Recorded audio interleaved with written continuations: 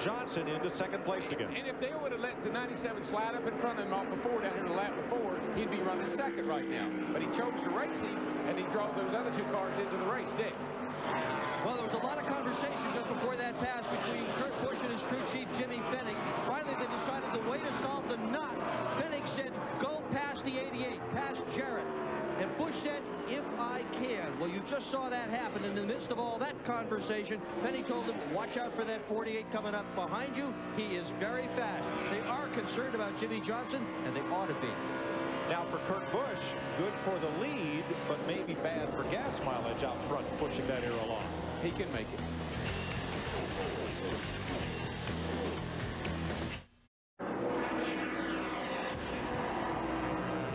Welcome back to Fox Sports coverage of the Napa Auto Parts 500. 225 laps complete, 25 to go. Kurt Busch and Jimmy Johnson, 2 of NASCAR's young guns, going at it for the lead. If I was Kurt, I'd let Jimmy go. Jimmy Johnson cannot make it. He's going to be 5 laps maybe or so short on making it. Kurt Busch might be able to make it, and he probably will make it if he would get behind the 48 and draft it. Yeah, I mean, we've already documented the furthest Jimmy Johnson is running is about 46 laps, so we about know that he cannot make it. Well, I think his crew chief hit the nail on the head when he said maybe the gear selection, it's going to make him run fast, which he is, but it's not going to get a real great gas mileage. Only 4 cautions in this race. Shauna Robinson's crash early at lap 18. Ricky Craven and later Matt Kenseth scrubbed the wall, and then Jeremy Mayfield's car rolled to a stop on the back straightaway. No serious incidents. And Kurt Busch, Jimmy Johnson out in front of Ricky Rudd and Dale Jarrett by 1.3 seconds now with just 23 laps to go. Steve? Yeah, Mike, I went down and checked with Lee McCall, crew chief on the 40 car of Sterling Marlin, to see if they got the right front fender fixed. He said he didn't think it was that bad, but Sterling said it's not driving anywhere near as well as it did early in the race. They're going to be very close on fuel. Same thing for Rusty Wallace. They may be a lap short. Rusty says this last set of tires not as good as the last set. Here we go. Like I said, I just don't think I'd fight it right now. I'd get in behind him and follow him. Don't do anything immature. Oh, trouble down here. A car's trying to get in the pit. Hard in the wall. That's Bill Elliott. Little E, Dale Earnhardt. And Kevin Harvick. A very hard crash for Elliott. Oh, yeah.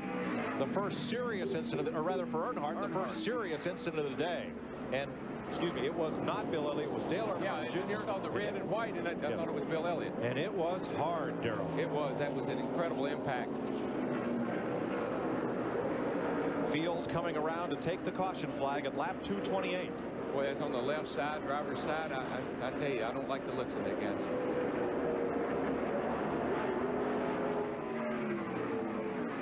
The window net's down. That's a sign we look for. Telling safety workers I'm okay. Yeah, I'm frustrated, but I'm okay. No, guys, he's laying over there, and I mean that's a hard lick. And Kevin Harvick, the second car involved. I think Dale Jr. was trying to get in the pits, and or somebody was. There we go. Almost like maybe Kevin Harvick was slowing down trying to get in the pits. 29 car. Oh, that's it. I'm telling you, that is a brutal hit. It is. Kyle Petty just squeezes through there, has to go to pit road to take evasive action. So does Jeff Gordon. I don't like the looks of that. All the cars have now taken the caution flag, and rescue workers come to the aid of Harvick and Earnhardt Jr.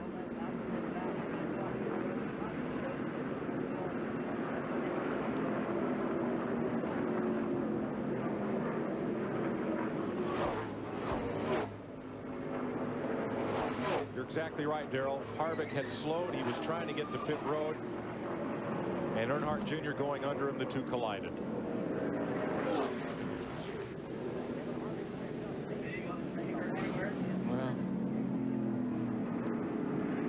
He's awake, alert, talking to the rescue personnel.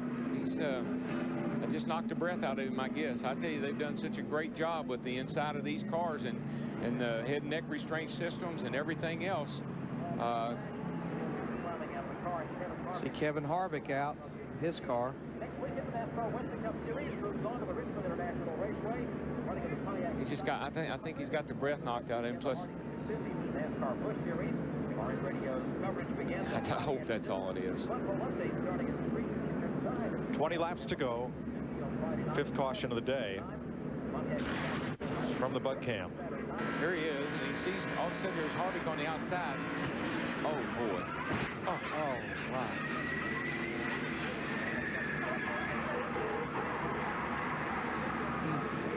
See his hands on the steering wheel.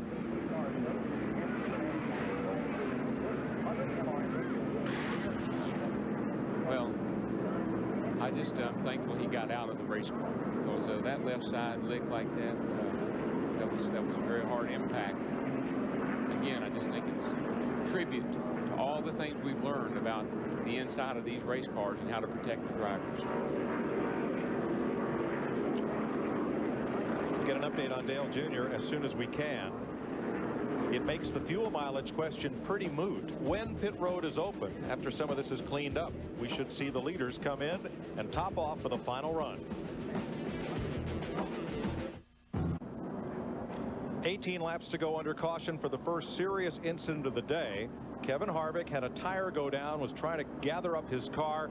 Instead, he collected Dale Earnhardt Jr., who pounded hard into the wall. Both drivers got out of their cars, are now being taken to the care center to be checked over. Pit road may be open this time. He's waving the green flag. It will be open now. We're going to have about 15 laps to go. I think the right thing to do, Darrell, with 11 cars on the lead lap is change 4 tires, but I bet you there'll be some guys try some 2 tires, knowing they don't have long to the end of this race. Get that track position. Well, it's been so critical and it's so hard to pass. I can't imagine you wouldn't take 4, Steve. Well, Darrell, the 77 has been going back and forth, debating on 4 versus 2. It seems like the latest thing they're going to do is take 2 tires. Mike Clark, the jack man, gets the 77 up in the air. Right side tires going on for Dave Blaney. That's it. Dick Berggren. Kurt Busch is going to take 2 tires. They debated the wisdom of taking 4 tires. It was pretty much Kurt's call to take 2. Up a little air on the right-hand side. He stalled the engine. That slowed the pit stop a little bit to Matt. Dick, gas only for Jimmy Johnson. They were going to go with a 2-tire plan, but the Roush cars were going to go for 2 tires. That's what their spotter Chris Osborne told them, so Chad Canal said gas only for the 48. So, I mean, I tried to watch pit road close, and the only car I saw that took 4 tires was Rusty Wallace in the 2 car. Most everybody was 2 tires. Jeff Green with the hood up on pit road. Let's take a look at some replays with Fox Tracks in on Dale Earnhardt Jr. to show his speed. This is so unexpected. I mean, he doesn't expect anything. He's coming through there. I mean, he hit that wall at 130 miles an hour. And 2 years ago, without all the safety equipment in these cars, that would have been a serious accident. Today, he walks away. Looking out the windshield, he almost probably didn't even see what was fixing to happen there. It happened so fast. Just took him by such surprise. I mean, you're coming through there, and all of a sudden that car turns and hits you. Watch his car scrub off speed here from 150. 134 as he impacted the wall. Man, and folks, when you hear him just go thud like that, I mean, it's just like getting hit with a ball bat. 17 laps to go as the lap down cars make pit stops. We'll be right back to California. Just come out of the infield care center. Kevin, are you okay? Tell us what happened. Yeah, I'm fine. I popped the left rear tire going in turn 3, and about the last save I had to make, I hit the dang 8 car, and he hit the wall. And, I think he's all right, though. Just glad everybody's okay. All right, thanks, Kevin. They're about to go green, guys. Bill Elliott did not stop under this caution, and he is the race leader. He didn't stop. The 48 stopped, took no tires. Ricky Rudd, Kurt Busch, they took 2 right side tires. The 48 car could be the friend that the 9 needs because they're on equal tires. It wasn't that many laps to go. Bill Elliott was a lap down. Now he's leading this race with 14 laps to go. And on the inside, that chartreuse car is Greg Biffle, who is up to 12th in his first ever Winston Cup start.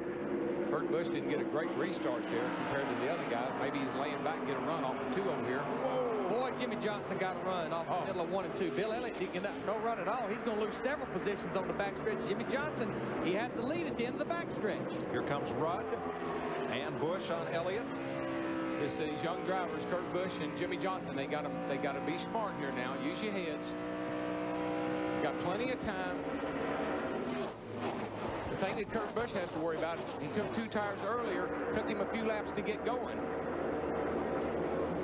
Sometimes those 2 tires don't match up good with the 2 hot ones you already got on there, so it takes a lap or 2 for things to come in.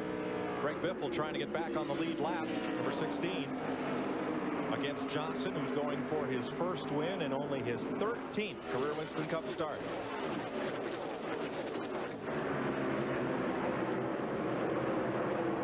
Ricky Rudd in that 28 car, he got to run at the end of that back stretch right there, getting into turn 3. Look right there behind Kurt Busch.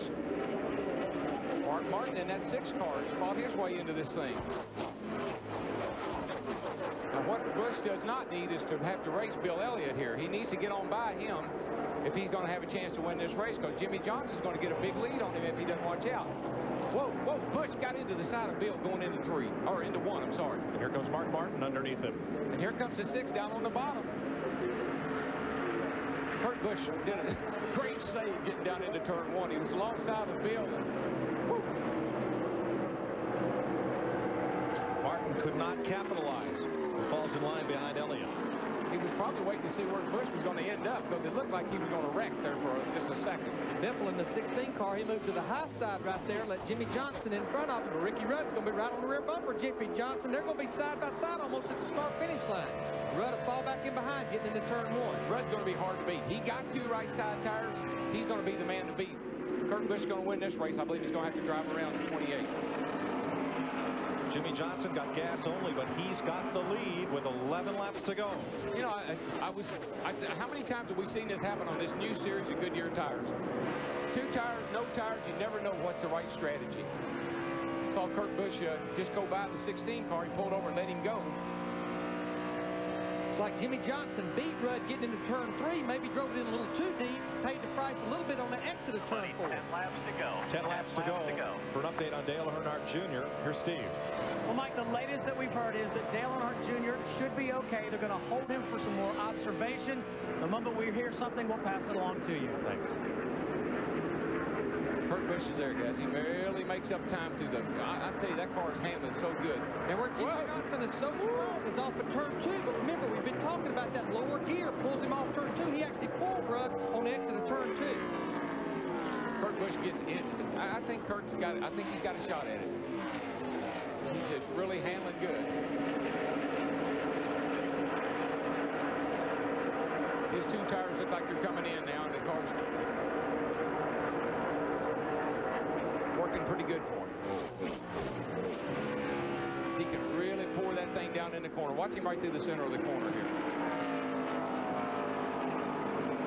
Hey guys, just watching Kurt Busch's lap times. He ran the fastest lap of his race today on lap 240, so I think he's good to go. He's coming. Yeah, I think all he needs is for that air pressure to come up in those right side tires to match up with the lefts that he had on, and he's gonna be all right. Catching them is one thing, though. We've seen it time and time again. Passing them is something else. And he caught Rudd in a hurry, but he's kind of stalemated behind him there. 8 laps to go this time. Darrell, last week at Talladega, you could catch the leader, but aerodynamically you couldn't pass him. Why is this place different? Well, here it's all about handling and just putting the throttle to the floor. If you can get back in the gas, hold it wide open like Busch is doing right here, he's going to get a run up on Ricky Rudd. Talladega, you just hold it wide open all the time. It's all about momentum. Here it's all about timing, get back in the throttle and the car handling.